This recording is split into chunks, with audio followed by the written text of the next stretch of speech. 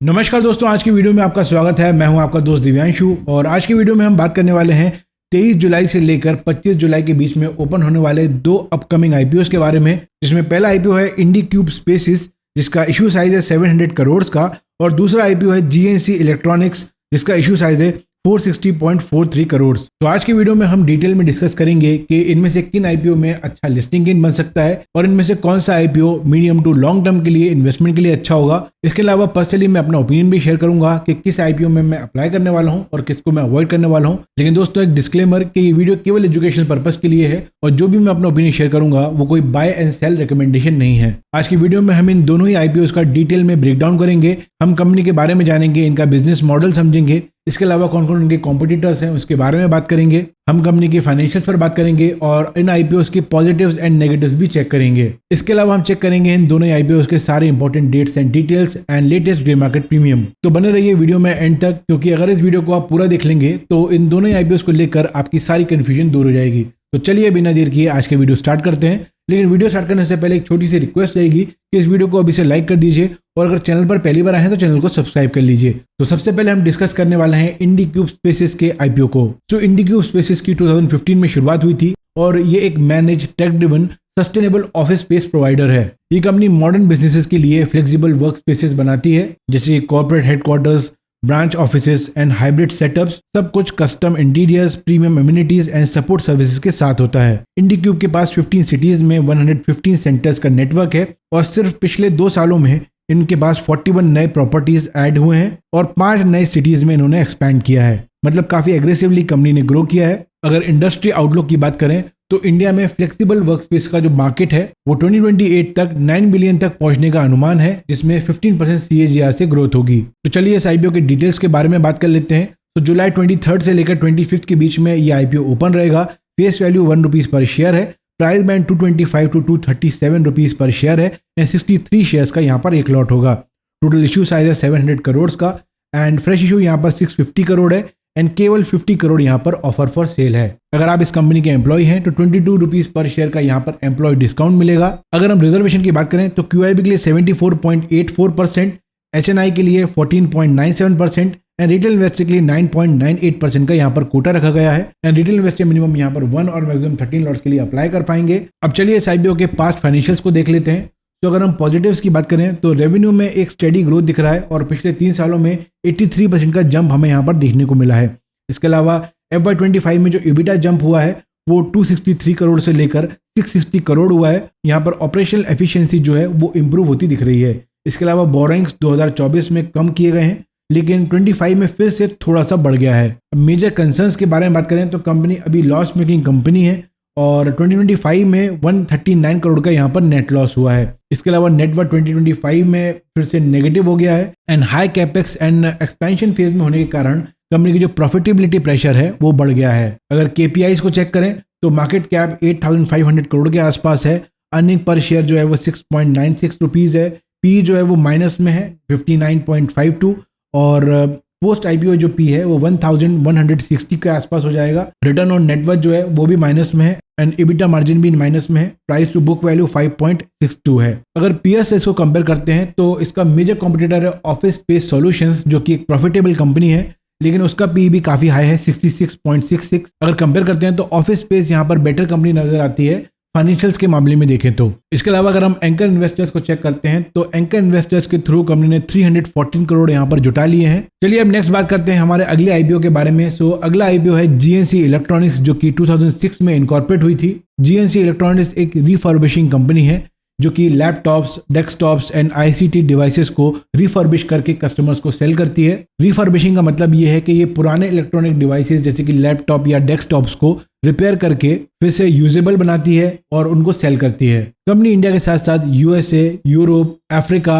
And UAE में भी अपना फुटप्रिंट रखती है। इनका काम सिर्फ रिफर्बिशिंग तक लिमिटेड नहीं है, ये प्रोक्योरमेंट करते हैं, रिफर्बिशमेंट करते हैं, सेल्स करते हैं एंड आफ्टर सेल सर्विसेज भी प्रोवाइड करते हैं और ये एक ब्रांड नेम के अंडर करते हैं जिसका नाम है इलेक्ट्रॉनिक बाजार। सबसे बड़ी बात यह है कि ये रिफर्बिश्ड डिवाइसेस पर वारंटी भी देते हैं, जो कि यहाँ पर एक ट्रस्ट फैक्टर बिल्ड करता है। आइए आईपीओ के डिटेल्स के बारे में बात कर लेते हैं। तो 23 से 25 जुलाई के बीच में ये आईपीओ सब्सक्रिप्शन के लिए ओपन रहेगा और 2 रुपीज़ पर शेयर का यहाँ पर फेस वैल्यू है और इसका भी जो प्राइस बैंड है वो 225 टू 237 रुपीज़ पर शेयर का है एंड 63 शेयर्स का यहाँ पर एक लॉट है। टोटल इशू साइज है 460.43 करोड़ का, जिसमें से फ्रेश इशू है 400 करोड़ का एंड बाकी का 60.44 करोड़ यहाँ पर ऑफर फॉर सेल है। रिजर्वेशन की बात करें तो QIB के लिए 50%, HNI के लिए 15% एंड रिटेल इन्वेस्ट के लिए 35% का यहाँ पर रिजर्वेशन है एंड रिटेल इन्वेस्टर मिनिमम 1 और मैक्सिमम 13 लॉट्स के लिए यहाँ पर अप्लाई कर पाएंगे। अगर इसके फाइनेंशियल्स की बात करें तो रेवेन्यू में 2x जंप हुआ है पिछले 2 सालों में। प्रॉफिटेबिलिटी यहाँ पर कंसिस्टेंटली इंप्रूव हो रही है।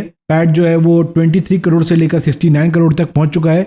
EBITDA मार्जिन भी इंप्रूव हो रहा है और ये ऑपरेशनल एफिशिएंसी को दिखाता है। बोरोइंग काफी इंक्रीज हुआ है, 152 करोड़ से 446 करोड़ तक पहुंच गया है। अगर हम की परफॉर्मेंस इंडिकेटर्स को चेक करें तो मार्केट कैप 2702 करोड़ का है, अर्निंग पर शेयर 6.05 रुपीज है, पी रेशियो जो है वो 39.14 टाइम्स है and price to book value 10.17x है। Return on equity and return on capital employed काफी अच्छे हैं। डेट टू इक्विटी यहाँ पर थोड़ा सा हाई है 1.97, रिटर्न ऑन नेटवर्थ भी काफी अच्छा है। तो कंपनी के रिटर्न रेशियोज जो है वो काफी स्ट्रॉन्ग है, लेकिन जो पी है वो थोड़ा सा प्रीमियम यहाँ पर दिखता है। हाई डेट है तो ये थोड़ा सा एक रिस्क पॉइंट हो सकता है, लेकिन ये जो डेट है वो एक्सपेंशन ओरिएंटेड लग रहा है। अगर इसको पीएस से कंपेयर करते हैं तो इसका एक ही मेजर लिस्टेड कॉम्पिटिटर है जो कि है न्यू जैसा टेक्नोलॉजीज लिमिटेड, और अगर आप इसको जीएनसी से कंपेयर करेंगे तो जीएनसी का जो रेवेन्यू है वो 1411 करोड़ का है, वहीं पर जो न्यू जैसा है उसका रेवेन्यू 66.45 करोड़ का है और प्रॉफिट मार्जिन जो है वो जीएनसी का जो है वो पॉजिटिव है, लेकिन न्यू जैसा का प्रॉफिट मार्जिन जो है वो नेगेटिव है और ये अभी लॉस से स्ट्रगल कर रही है। तो कंपैरिजन जो है अगर देखेंगे तो क्लियर है, जीएनसी जो है वो ऑपरेशनली ज़्यादा मैच्योर कंपनी है और फाइनेंशियली रोबस्ट प्लेयर है रिफर्बिशिंग स्पेस में। अगर एंकर पोर्शन की बात करें तो कंपनी ने एंकर इन्वेस्टर्स के थ्रू 138.13 करोड़ रुपीस जुटा लिए हैं। अब जब हमने दोनों आईपीओ की डिटेल्स को डिस्कस कर लिया है तो चलिए इनके पॉजिटिव्स और नेगेटिव्स पर बात कर लेते हैं। तो सबसे पहले अगर हम IndiCube के पॉजिटिव्स को देखें, कंपनी की एक्सप्लोसिव ग्रोथ रही है एंड रेवेन्यू ग्रो हो रहा है 35% CAGR से, लॉसेस लगातार कम हो रहे हैं, सेक्टर टेलविंड यानी कि फ्लेक्सिबल वर्कस्पेस मार्केट अभी बूम हो रहा है, इसके अलावा स्ट्रॉन्ग रिटर्न रेशियोज हैं एंड अगर आप पीएस को देखेंगे तो वो भी काफी सक्सेसफुली यहाँ पर मार्केट में चल रहे हैं और एक अच्छा रिटर्न जनरेट करके दे रहे हैं। अगर रिस्क की बात करें तो एक लॉस मेकिंग कंपनी है और कंपनी को अभी प्रॉफिट के लिए लंबा रास्ता तय करना है। ज्योग्राफिकल रिस्क है, 89% रेवेन्यू जो है वो केवल 3 सिटीज से आता है। इसके अलावा ऑक्यूपेंसी कंसर्न है, ऑक्यूपेंसी लेवल जो है वो डाउन ट्रेंड पे है। इसके अलावा लीगल कंप्लायंसेस इश्यूज भी हैं, कुछ प्रॉपर्टीज इनकी अभी भी रेगुलेटरी नॉर्म्स के अंडर रजिस्टर्ड नहीं है। अब आइए जीएनसी इलेक्ट्रॉनिक्स के आईपीओ के पॉजिटिव्स देख लेते हैं।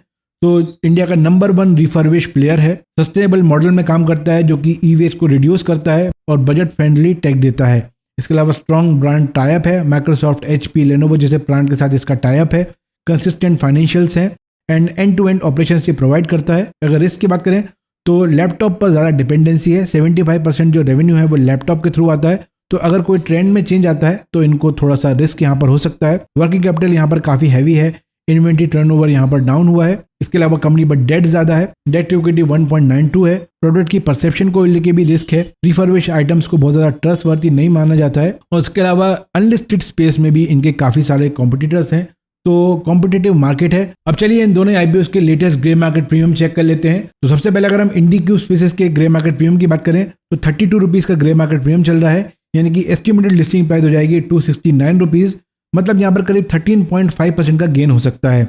अगर हम जीएनसी इलेक्ट्रॉनिक्स की बात करें तो 85 रुपीज़ का ग्रे मार्केट प्रीमियम चल रहा है, मतलब एस्टिमेटेड लिस्टिंग प्राइस हो जाएगी 322, मतलब लेटेस्ट ग्रे मार्केट प्रीमियम के अकॉर्डिंग यहाँ पर 35.86% का गेन हो सकता है। लेकिन जैसा कि आप जानते होंगे कि ग्रे मार्केट प्रीमियम जो है वो लगातार अपडेट होता है, तो लेटेस्ट ग्रे मार्केट प्रीमियम के अपडेट्स के लिए आप मेरा व्हाट्सएप चैनल ज्वाइन कर सकते हैं, जिसकी लिंक आपको डिस्क्रिप्शन मिल जाएगी, या फिर आप आई बटन पर क्लिक करके भी उसको ज्वाइन कर सकते हैं। अब हमने इन आईपीओस की सारी डिटेल्स को चेक कर लिया है, लेटेस्ट ग्रे मार्केट प्रीमियम को चेक कर लिया है, तो क्या इन आईपीओस में हमें अप्लाई करना चाहिए या अवॉइड करना चाहिए। अगर हम IndiCube के बारे में बात करें तो IndiCube जो है वो अभी एक ग्रोथ स्टेज पर है, ऑपरेशनल स्ट्रेंथ काफ़ी अच्छी है लेकिन प्रॉफिटेबिलिटी से काफ़ी दूर है। अगर हम शॉर्ट टर्म के हिसाब से देखें तो काफ़ी रिस्की यहाँ पर ये आईपीओ लगता है, क्योंकि ग्रे मार्केट में भी बहुत ज़्यादा खास डिमांड है नहीं और कंपनी जो है वो लॉस मेकिंग कंपनी है। शॉर्ट टर्म के हिसाब से बहुत ज़्यादा रिटर्न कंपनी दे पाएगी, इसके थोड़े से अभी डाउट लगते हैं। और अगर लॉन्ग टर्म के हिसाब से देखें तो यहाँ पर पेशेंस और हाई रिस्क एपेटाइट दोनों चाहिए इस आईपीओ में इन्वेस्ट करने के लिए। तो पर्सनली मैं इस आईपीओ को अवॉइड करना चाहूंगा। मुझे लगता है अगर 20% से कम यहाँ पर ग्रे मार्केट प्रीमियम चल रहा है और अगर लॉस मेकिंग कंपनी है तो बड़ा लिस्टिंग इन मिलने के चांसेस थोड़े से कम हो जाते हैं। अब अगर बात करें जीएनसी इलेक्ट्रॉनिक्स के बारे में तो शॉर्ट टर्म या लिस्टिंग इन के लिए ज़बरदस्त आईपीओ है, यहाँ पर ज़रूर मैं अप्लाई करूंगा और लिस्टिंग गेन के लिए अप्लाई करूंगा। अगर लॉन्ग टर्म के हिसाब से देखें तो कंसिस्टेंटली कंपनी ग्रो होती आ रही है, जो कि काफ़ी अट्रैक्टिव है, लेकिन इसके जो वैल्यूएशंस हैं वो मुझे थोड़े से हाई लगते हैं। इसके अलावा कंपनी को अपनी डेट को भी मैनेज करना होगा, डेट लेवल्स थोड़े से ज़्यादा हैं। सो लॉन्ग टर्म के लिए ये हाई पोटेंशियल कंपनी ज़रूर है, लेकिन यहाँ पर मॉडरेट टू हाई रिस्क है। तो जैसा कि मैंने बोला कि पर्सनली मुझे लगता है कि लिस्टिंग गेन के लिए यहाँ पर मैं अप्लाई करूंगा, लेकिन ध्यान रखिए ये केवल मेरा पर्सनल ओपिनियन है, ये कोई एडवाइस नहीं है, ये कोई रिकमेंडेशन नहीं है। आपको क्या लगता है इन दोनों आईपीओ को लेकर कमेंट्स में बताइए। और अगर आपको आज का वीडियो हेल्पफुल लगा तो वीडियो को लाइक कर दीजिए, चैनल पर पहली बार आए तो चैनल को सब्सक्राइब कर लीजिए एंड बेल आइकन प्रेस कीजिए ताकि आने वाले वीडियोस के अपडेट आपसे मिस ना हो। मैं मिलूंगा आपसे नेक्स्ट वीडियो में। Take care and have a great day.